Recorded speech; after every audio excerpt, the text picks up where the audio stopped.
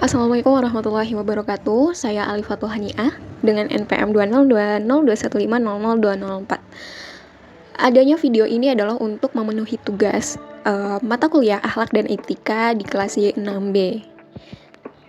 Adapun materi yang akan saya paparkan adalah mengupas tuntas tentang buku Akhlak Tasawuf kelas 12 MA Peminatan Keagamaan dengan penulis Erba Rosalina Yulianti. Buku ini mempunyai poin penting materi, yaitu dari bab 1 sampai bab 8, dan saya sudah merangkumnya menjadi pembahasan yang intinya saja. Berikut pemaparan materi yang dapat saya sampaikan. Bab 1. Tasawuf adalah ilmu tentang ketuhanan dan cara mendekatkan diri kepada Allah dengan sedekat-dekatnya.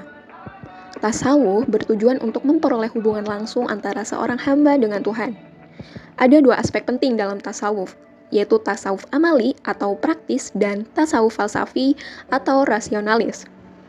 Tasawuf amali membahas tentang cara mendekatkan diri kepada Allah melalui zikir dan wirid. Nama-nama lain dari tasawuf amali adalah tasawuf Al-Quran, tasawuf sunni, tasawuf akhlaki, dan tasawuf salafi. Tasawuf amali tidak hanya sekedar teori, tetapi juga harus dipraktikkan dalam kehidupan sehari-hari.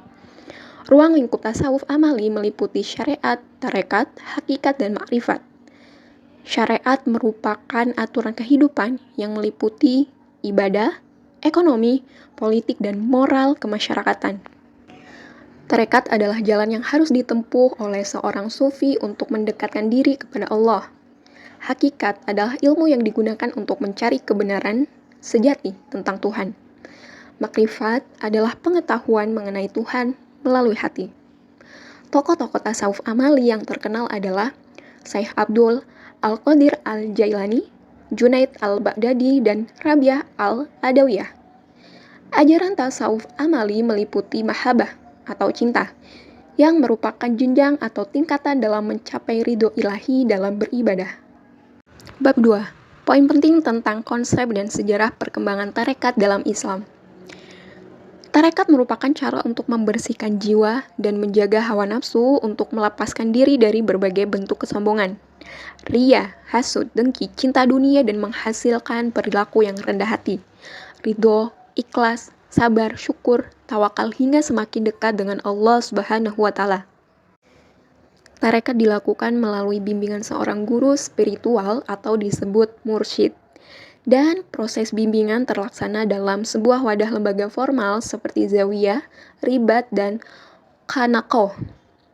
Tarekat berasal dari kata al-tariqah yang bermakna jalan atau cara metode.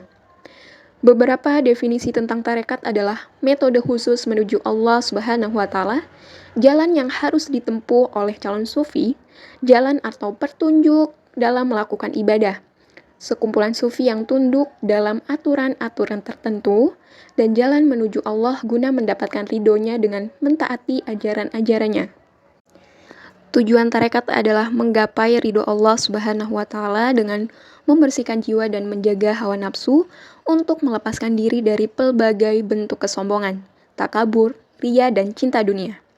Unsur-unsur dalam tarekat meliputi mursyid atau guru spiritual, murid atau disebut penempuh jalan ruhani, wirid atau zikir yang dilakukan secara rutin, baiat atau perjanjian atau sumpah setia, silsilah atau mata rantai yang menghubungkan kesinambungan rohani antara mursyid dengan mursyid sebelumnya, dan adab ketika yang mengatur hubungan murid dengan mursyid. Syarat-syarat mempelajari tarekat meliputi menjalani syariat dengan tujuan yang benar, memandang guru memiliki keistimewaan yang akan membawa muridnya ke hadapan ilahi, menjalani tata krama yang dibenarkan oleh ajaran agama, bertingkah laku yang bersih sejalan dengan tingkah laku Nabi Muhammad SAW, menjaga kehormatan dan menghormati gurunya, serta menjaga tekad dan tujuan demi dekat kepada Allah Subhanahu wa Ta'ala. Perkembangan tarekat pada abad ke-9 dan 10 Masehi adalah tahap khanaqah, pusat pertemuan sufi, dengan munculnya kelompok-kelompok kecil antara seorang guru sufi dengan sejumlah pengikutnya. Perkembangan tarekat pada abad ke-13 dan 14 Masehi adalah tahap tariqah, di mana tarekat-tarekat mengalami perkembangan pesat dengan terbentuknya ajaran-ajaran, peraturan-peraturan, dan metode tasawuf, serta munculnya pusat-pusat yang mengajarkan tasawuf dengan silsilahnya masing-masing. Bab 3. Poin penting mengenai tarekat Mu'tabaroh di Nusantara. Tokoh dan ajarannya adalah sebagai berikut. Tarekat Mu'tabaroh adalah tarekat yang tersambung sanadnya kepada Nabi Muhammad SAW dan amalan-amalannya dapat dipertanggungjawabkan secara syariat. Tarekat Ghairu Mu'tabaroh adalah tarekat yang tidak tersambung sanadnya kepada Nabi Muhammad SAW dan amalan tarekat tersebut tidak dapat dipertanggungjawabkan secara syariat. Tarekat Qadiriyah adalah salah satu tarekat Mu'tabarah yang didirikan oleh Abdul Qadir Al-Jailani Al-Baghdadi. Ajaran tarekat ini mencangkup pentingnya kasih sayang kepada sesama makhluk, rendah hati, menjauhi fanatisme agama dan politik, serta penekanan pada tauhid dan pensucian diri dari nafsu dunia. Tarekat Naqsabandiyah adalah tarekat Mu'tabarah yang didirikan oleh Muhammad bin Bahauddin Al-Waisi Al-Bukhari. Ajaran tarekat ini mencangkup berpegang teguh kepada akidah Ahl al-Sunnah, meninggalkan ruqyah, muraqabah, serta berakhlak dengan akhlak Nabi Muhammad SAW. Tarekat Qadiriyah wa Naqsabandiyah adalah gabungan dari tarekat Qadiriyah dan Naqsabandiyah. Tarekat ini didirikan oleh Syekh Ahmad Khatib al-Syambasi. Ajaran tarekat ini mencangkup kesempurnaan suluk, adab murid kepada mursyid, zikir, dan muraqabah. Tarekat Sadziliyah adalah tarekat Mu'tabarah yang didirikan oleh Abu Al-Hasan Al-Syadzili. Ajaran tarekat ini mencangkup pentingnya zikir, muraqabah, dan penanaman keyakinan bahwa ibadah dilakukan dengan kesadaran seolah-olah melihat Allah Subhanahu wa Ta'ala. Dalam perkembangannya, tarekat-tarekat Mu'tabarah ini telah tersebar di berbagai wilayah Indonesia. Bab 4. Poin-poin penting dari kisah Qarun yang dapat diambil adalah sebagai berikut. Sikap sombong dan keserakahan Qarun terhadap harta dunia menyebabkan murka Allah dan akhirnya harta kekayaannya ditelan oleh bumi. Hal ini mengajarkan bahwa manusia tidak boleh sombong dan harta yang banyak tidak akan membawa kebahagiaan dan berkah jika tidak disyukuri dan dibayarkan zakatnya. Qarun awalnya adalah seorang yang miskin dan pengikut Nabi Musa. Tetapi setelah dikaruniai harta yang melimpah, dia berbalik menjadi orang yang sombong dan mendukung Fir'aun untuk mempertahankan kekuasaannya. Perilaku tercela Qarun meliputi sikap sombong, tamak, pelit, ria, dan hasud. Sikap-sikap ini menghasilkan kecenderungan untuk meremehkan orang lain, menginginkan lebih dari yang seharusnya, tidak mau membayar zakat, berpura-pura, dan menfitnah orang lain. Hikmah dari kisah Qarun antara lain, yang pertama, menggantikan sikap sombong dengan sikap rendah hati atau tawadu, agar dapat berinteraksi dengan baik dengan orang lain dan meningkatkan akhlak. Yang kedua, mengingatkan bahwa semua hasil yang kita peroleh adalah anugerah dari Allah dan bukan semata-mata hasil usaha kita sendiri. Yang ketiga, menyadari bahaya kecenderungan tamak dan rakus terhadap kekayaan dan kehidupan duniawi yang dapat menjadikan seseorang melakukan perbuatan dosa. Yang keempat, menyadari pentingnya membayar zakat dan berbagi kekayaan dengan fakir miskin, karena harta yang kita miliki sebenarnya adalah titipan Tuhan yang harus kita salurkan dengan baik. Yang kelima, menggunakan harta dan nikmat yang diberikan Allah untuk hal-hal yang bermanfaat dan mendekatkan diri kepadanya, sehingga memperoleh pahala di dunia dan akhirat. Yang keenam, mengingatkan bahwa kebahagiaan sejati terletak pada kenikmatan akhirat yang kekal abadi, bukan pada kesenangan dunia yang sementara. Yang ketujuh, menghindari sikap tamak dan tidak pernah puas dengan apa yang dimiliki, serta fokus pada kepentingan akhirat. Yang kedelapan, menekankan pentingnya berlomba dalam kebaikan dan berbagi dengan orang lain daripada berlomba dalam kemegahan dan kekayaan duniawi. Semua poin-poin ini mengandung pesan moral dan pelajaran yang dapat diambil untuk meningkatkan akhlak dan perilaku kita dalam kehidupan sehari-hari. Bab 5. Berikut ini adalah beberapa poin penting peran tasawuf dalam menghindari problematika masyarakat modern. Yang pertama, mengatasi materialisme. Ajaran tasawuf membantu mengontrol hawa nafsu manusia agar tidak terjebak dalam kehidupan yang didominasi oleh materialisme. Tasawuf mengajarkan bahwa kekayaan materi bukanlah satu-satunya tujuan hidup dan mengembalikan manusia pada fitrahnya yang suci. Yang kedua, mengurangi konsumerisme. Tasawuf mengajarkan sikap zuhud, yaitu tidak terlalu bergantung pada kebutuhan materi dan tidak terjebak dalam perilaku konsumerisme yang berlebihan. Dengan memahami bahwa kebahagiaan sejati tidak hanya tergantung pada kepemilikan barang dan jasa, masyarakat dapat mengurangi kecenderungan untuk berlebihan dalam mengkonsumsi. Yang ketiga, mengatasi hedonisme. Ajaran tasawuf mengajarkan pentingnya kesederhanaan dan menahan diri dari keinginan yang berlebihan. Dengan memahami bahwa kebahagiaan sejati tidak hanya berasal dari kenikmatan fisik semata, masyarakat dapat menghindari perilaku hedonisme yang berlebihan. Yang keempat, mengatasi individualisme. Tasawuf mengajarkan pentingnya saling tolong-menolong dan persaudaraan dalam masyarakat dengan mengutamakan kepentingan kolektif dan kebersamaan.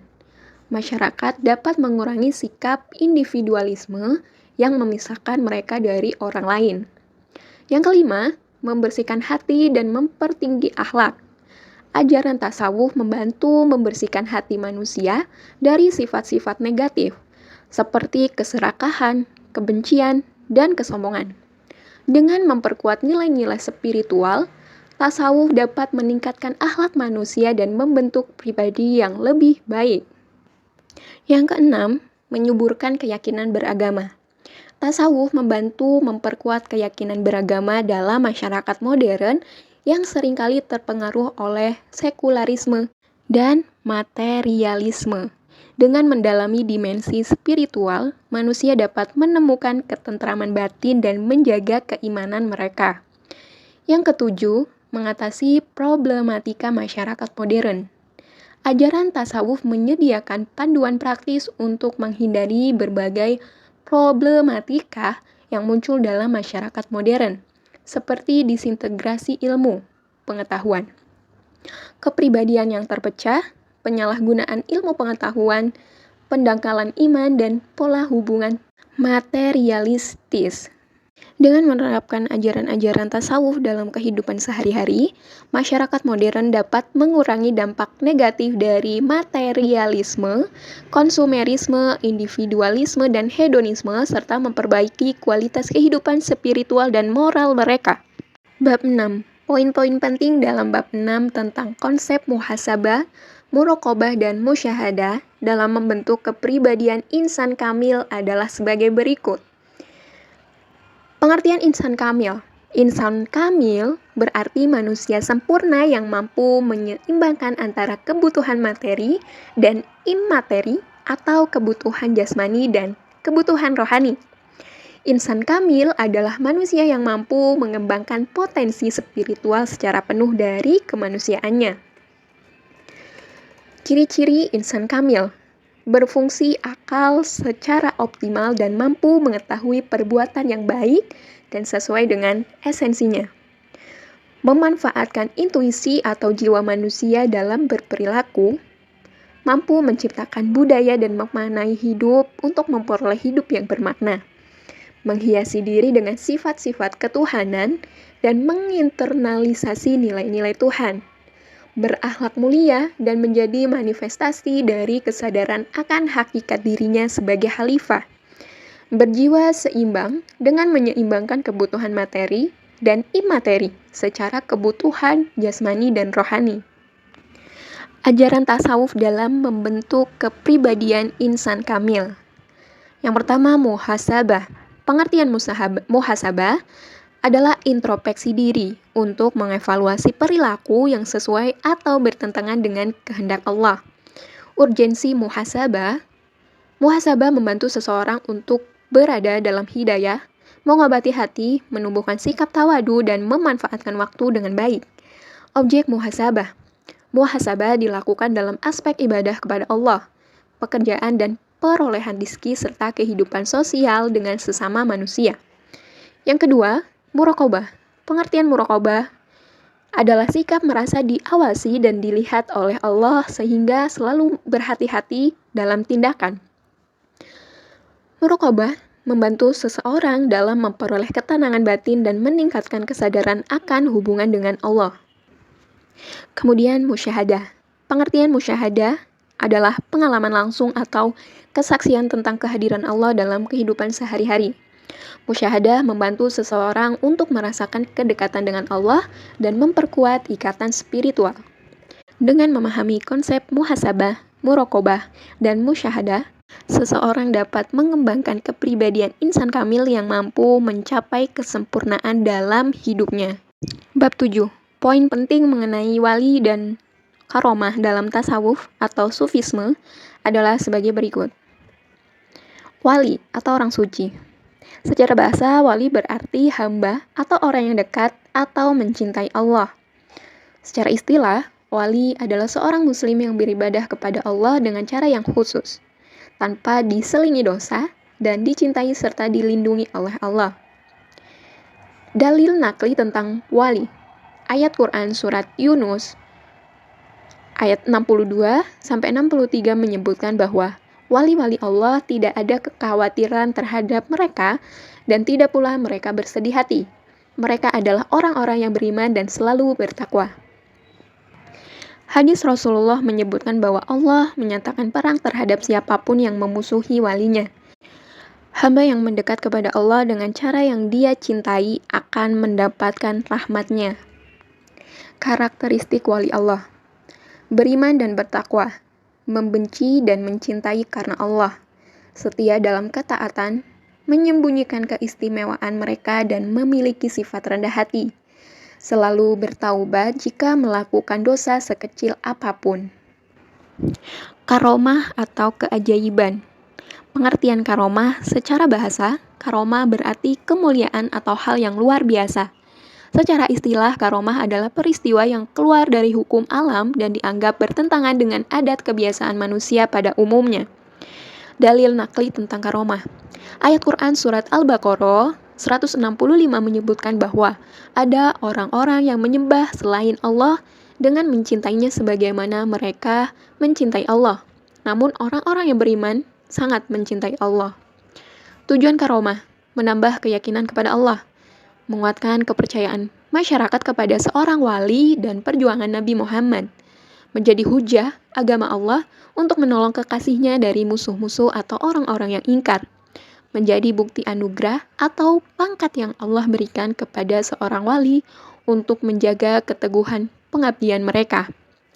Jenis-jenis karomah. Karomah fisik, keajaiban yang terlihat secara fisik, seperti berjalan di atas air atau terbang di udara. Karomah batin, keajaiban yang terkait dengan keistiqomahan dalam ibadah dan pengendalian hawa nafsu.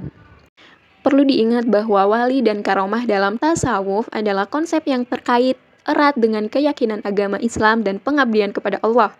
Mereka adalah buah dari perjuangan individu dalam beribadah dan menjauhi dosa, serta merupakan anugerah yang diberikan oleh Allah sebagai tanda kasih-Nya kepada hambanya yang setia.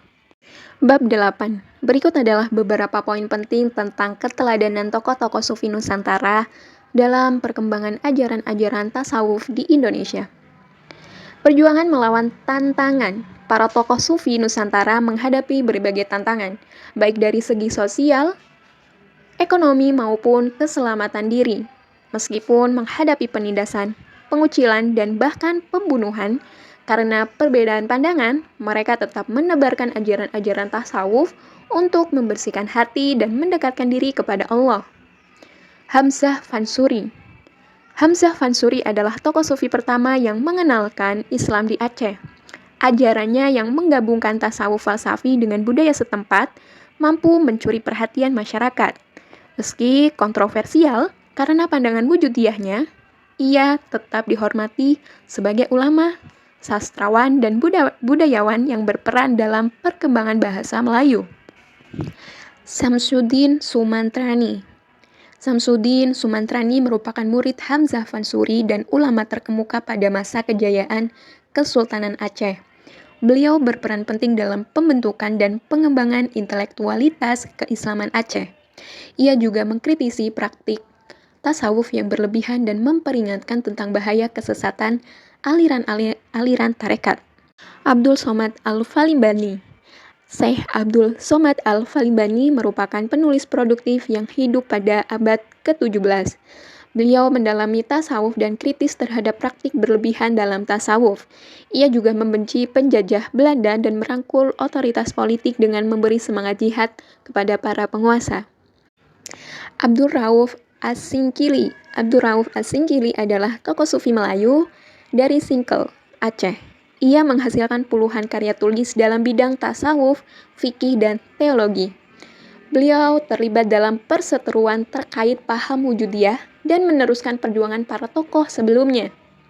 Keteladanan tokoh-tokoh sufi Nusantara ini memberikan contoh tentang keberanian, keteguhan dalam prinsip, dan pengabdian dalam menyebarkan ajaran tasawuf di Indonesia.